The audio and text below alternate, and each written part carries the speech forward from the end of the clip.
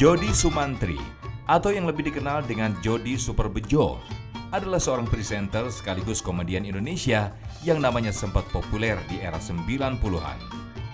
Bersama rekannya Teuku Edwin, Jody berhasil mendulang kesuksesan di dunia hiburan tanah air dengan memproduksi berbagai macam acara radio dan televisi. Tapi itu dulu. Kini Jody telah mantap untuk berhijrah dan meninggalkan status sebagai seorang public figure. Bersamaan dengan itu, penampilannya yang dulu selalu nyentrik dan identik dengan tato pun menghilang. Kini Jody tampil religius dengan baju gamis dan jenggot tipis. Kendati demikian, rupanya perjalanan hijrah pria berusia 52 tahun ini tidaklah mudah. Beragam cobaan harus ia hadapi. Penasaran? Mari kita tanyakan langsung ke Jody Sumantri. Oke, ini kan bilang hijrah tadi. Hijrah ini kan kasarnya pindah ya. Iya. Berganti ke yang lebih bahasa baik. Ini hijrah ini kan bahasa setelah ada medsos. Iya. Kan? Iya. Dulu namanya taubat. Bahasa agamanya taubat, ya. Nah, bertobat itu memang kadangkala ada hal yang membuat dia tiba-tiba balik keadaan. Yang tadinya nakal tiba-tiba menjadi soleh. Ya, itu biasanya ada pemicu. Dan pemicunya abang kita ini diberi musibah. Ya. Tapi alhamdulillah musibah itu membuat introspeksi diri. Iya. Kalimatnya, wah saya sudah dikasih peringatan 2 kali nih. Maka mulai mendekatkan diri kepada Allah. Jadi inilah yang disebut musibah, nikmat di balik musibah. Ya. Iman di balik musibah. Sebab ada orang kepala batu, keras hati, namanya bahasa agama qaswatul qalbi, keras hati. Fir'aun itu kurang apa teguran Allah? Iya. Beberapa kali ditegur, dikasih dulu serangan katak. Iya. Virus ya Pak Ustadz ya? Ya, enggak mempan lagi, dikasih lagi serangan apa itu? Darah Lagi, enggak mempan. Akhirnya bahasa Quran melampaui batas. Ya. Terakhir ditenggelamkan. Ya, alhamdulillah baru 2 kali sudah. Alhamdulillah tiba-tiba introspeksi diri. Waduh, umur saya sudah sekian, mendekati kematian. Ya. Waduh, kalau sudah mati, sudah tidak ada lagi kesempatan. Ya, sering kita sampaikan kalau merantau ke Jakarta ternyata tidak nyaman, masih ada pilihan kan? Saya balik kampung. Saya jadi pegawai tentara polisi, ternyata dapat tugas yang tidak nyaman di sana, tidak ada sinyal, air susah. Saya masih ada pilihan, apa? Pensiun dini, ya kan? Saya ikut pilkada, ya, kepala daerah. Ternyata yang saya dukung kalah. Hidup saya susah, ya masih ada pilihan apa? Tunggu 5 tahun aja dia selesai. Tapi demi Allah begitu masuk kubur, senang tidak senang, tidak ada persiapanmu, tinggal kau di situ. Tidak boleh kinos keluar. Oh, tidak enak di kubur, keluar deh. Lari satu kampung, ada kinos. Iya, serem ya dong kan? Ustadz ya. Makanya biasanya orang mengambil titik balik menjadi lebih baik lagi, yang kita istilahkan taubat, setelah Allah berikan teguran. Oke. Ya, ada selalu ada hikmah di balik kejadian. Alhamdulillah. Hijrah itu kan pindah. Apa aja yang ditinggalin? Artinya kan kalau pindah itu ada yang ditinggalin. Contoh, cara berpakaian tinggalin. Satu, yang kedua yang lebih agak berat sih sebenarnya. Gaya hidup. Teman-teman. Kenapa? Iya, mau nggak mau harus kita kurangin bertemu, volume nongkrong, volume. Lingkungan. Iya, lingkungan. Jadi tapi kan tidak berarti putus silaturahmi. Jangan sampai putus. Saya tetap jalin ukhuwah saya sama mereka. Ya, paling ya tidak kan? kita bisa masukin pesan-pesan agama. Ya, walaupun awal-awalnya saya ya sempat juga lah ya saat dibully segala macam. Ya, dibilangin soalim. Ya biasalah itu.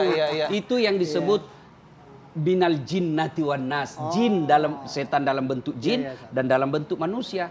Ya itu bersekutu dia jin dengan manusia untuk menggagalkan hijrah kita. Dan yang lebih berat lagi kawan karib saya sendiri yang ngomong begitu. Soalim lo. Bukan Ustaz. Jangan kuliahin gue lo. Gue tahu Ustaz lu YouTube gitu. Iya. Bukan Bang Edwin kan? Itu dia. Maaf. Mohon maaf saya nggak sengaja. Saya cuma sembarangan lah Pak. Bercanda Bang Edwin gitu. Ya tapi nggak apa-apa, itu kan pilihan. Tapi nggak apa-apa, nggak apa-apa. Dan itu cukup berat ketika dia melontarkan hal tersebut, ya kan? Sebagai sobat yang puluhan tahun saya pikir gitu. Tapi ya memang kan hidup ini pilihan. Dan Masya Allah, 2018 justru Allah mempertemukan kita di Tanah Suci. Kita umroh bareng, segala macam. Nah dia mulai berubah, segala macam. Nah itu saat, jadi saya pikir kenapa saya dapat 3 kali kesempatan Allah nggak jadi nih ya kan Iya, ya. Tapi setiap saat justru itu yang membuat saya ini kayaknya nggak lama lagi nih. Setiap saat.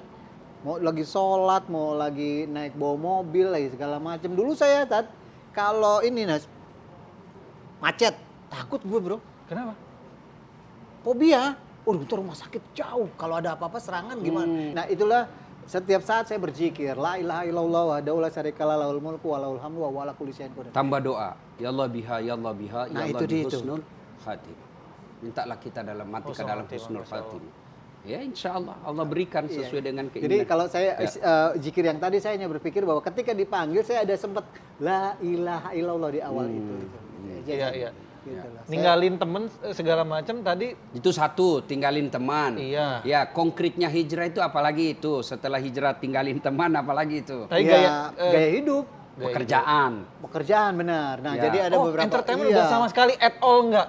Ada tawaran-tawaran sampai akhirnya kemarin alhamdulillah tuh saat ini Allah ijabahnya Masya Allah nih Allah nih. Cuman ngelihat foto di handphone, ngeliat foto-foto lama lagi syuting gitu kan. Ya Allah kangen juga syuting cuman gitu doang saat dalam hati. Tiba-tiba nggak lama lagi dapat tawaran saat. Tapi sudah konten yang berbeda. Iya, udah konten yang berbeda. Dari Aji dari Miswar. Ya. Iya kan, iya. Film? Enggak, Sinetron? sinetron sebulan. Iya kan ya. Mau tau gak jadi apa nih? Jadi apa? Jadi marbot, gue perannya bener. Asik. Bener. Iya, Jadi begitu dengan sih. Tapi kayak peran yang dikasih berbeda. jalan Pak Ustadz, tetap Ya. di dunia yang passionnya, Iya, dicintai. iya itu. Tapi Dapetnya sesuai di dengan situ. koridornya. Itu dia yang penting. Tracknya nggak lari gitu ya. Kalau begitu ngomong dapat, jadi apaan? Jadi marbot. Oh mau saya gitu aja. Karena Nggak perannya bagus. Nggak Iya. ngomong angka, nggak ngomong apa. Hayu. Udah hayu. Ya. Sama ini tadi setelan gitu. Kostum, hijrah kostum. Kalau nggak ini. salah, Bang Jody dulu tatoan nih Pak Ustadz. Iya, tato masih ada. Masih Ustaz. ada? Ini udah pada hilang tapi ya. Udah pada hilang. Ini sudah ada ikhtiar untuk menghilangkan. Iya. Ada niat ya. Udah pada hilang saat ya alhamdulillah. Tapi udah ada niat menghilangkan aja itu udah. Ya, menurut fikih ulama-ulama sebagian tidak mesti harus dihilangkan. Iya, Yang iya. penting sudah bersih hati, sudah berupaya. Karena kalau menghilangkannya dengan merusak lagi tubuh, Ya, ada ulama juga mengharamkan. Dan jangan merusak tubuh kita. Iya. Ini pelajaran buat mereka Yang yang muda-muda lah. Muda-muda. Ya udah lah, lu nggak usah pakai tato-tatoan. Hai, Sudah ya. karena ada cerita menarik nih di Tanah Suci nih Oh tato. iya, dari 2018 kenapa saya menghapus tato karena itu saya dipukul waktu Ya. pakai ihram. Ya. Itu jadi sejak Dipukul? itu dipukul pakai sorbannya dia. Pakai ngomong bahasa Arab. Wah, tapi Iya, karena orang Arab kan lihat begini kaget mereka. Iya, tapi iya saat kan? Masya Allah saat itu saya sampai terakhir umroh, terakhir saya tawaf, itu saya nggak temu orang yang bertato. Kayaknya saya doang waktu itu Ya, yang tatoan. dan beban kan, malu juga kalau kita sendiri dan dilihat. Itu bagian daripada hukuman Allah, hukuman sosial kan. Iya, Malu sosial. sendiri kan. Malu sendiri. Saya kan sering bawa jamaah Iya, iya. yang ketatuan. Oh, berat buat mereka, kasihan juga mereka kan. Iya, Ah, iya, itu bagian daripada bahwa ya ternyata masa lalu dia membuat dia malu sekarang. Iya, Dengan rasa malunya itu bahwa dia menyadari Iya. hal masa lalu itu salah. Ya. Nah, itu betul. insya Allah. Mendingan dihukum di sini ya daripada di akhirat ya. Iya. Betul nggak sih Bang? Mending di sini Saya dah. setuju tadi tuh. Cuma anak digituin muda, doang lah. Jangan tato-tatoan, silahkan jadi anak gaul, Iya. anak band-band, anak musik-musik, tapi jangan gambar. Iya. Boleh gambar pakai pensil. Kan? Tapi termasuk ibu-ibu, banyak juga tuh yang Oh, tato. iya, iya, iya. Ini jangan deh ditato. Sampai Iya. ini kayak Iya. celak Iya, itu celak, dia. iya, Nah, itu iya. celak boleh aja, tapi ada yang tato. Ada yang celaknya ditato saat ada. Woi, Sat. nauzubillah. Iya, ada Sat. juga ya. Ada ya. Supaya dia kelihatannya dicelak terus gitu. Pakai ring berapa sekarang? 3 ring 2 balon. Tapi ngopi tetap boleh dong. Asyik. Nggak ada pantangan ya. Alhamdulillah. Apalagi kalau ngopinya Enak. ngobrol perihal. Al-Imah. Bang Jod. Makasih loh Bang Jod Iya, sharingnya, siap. Iya. ilmunya, Insya informasinya. Allah, insya Allah. Mudah-mudahan bukan saya aja yang belajar. Iya. Banyak yang belajar. Pak Iya. Ustadz, pelajaran apa yang bisa kita Ya, ambil hari ini Pak? alhamdulillah dalam kehidupan sehari-hari banyak Allah berikan pelajaran buat kita. Tapi ingat, pelajaran itu hanya dipetik oleh mereka yang berakal dan beriman. Ketahuilah kejadian-kejadian itu apabila tidak diambil hikmahnya, maka kejadian itu hanya lewat begitu saja. Bagi kita orang yang beriman dan berakal, kejadiannya akan menjadi pelajaran. Pelajaran yang sangat berharga dari saudara kita Mas Idam tadi. Pernah melihat selama 21 tahun, lalu Allah mencabut. Tapi dengan dicabutnya penglihatan itu Allah beri hadiah yang lain. Alhamdulillah. Mas Dodi juga hadir di tengah-tengah kita selama jadi seleb. Justru hidupnya penuh hura-hura. Allah tegur dengan menghadirkan penyakit dua kali.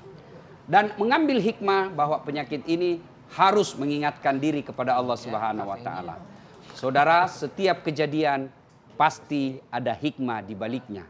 Dan hikmah itu hanya dimiliki bagi mereka yang beriman dan berakal. Itulah sebabnya tayangan ini hadir selain untuk memberikan kopi yang hangat, juga memberikan ngobrol perihal iman. Semoga bermanfaat. Assalamualaikum warahmatullahi wabarakatuh. Waalaikumsalam Salam warahmatullahi wabarakatuh.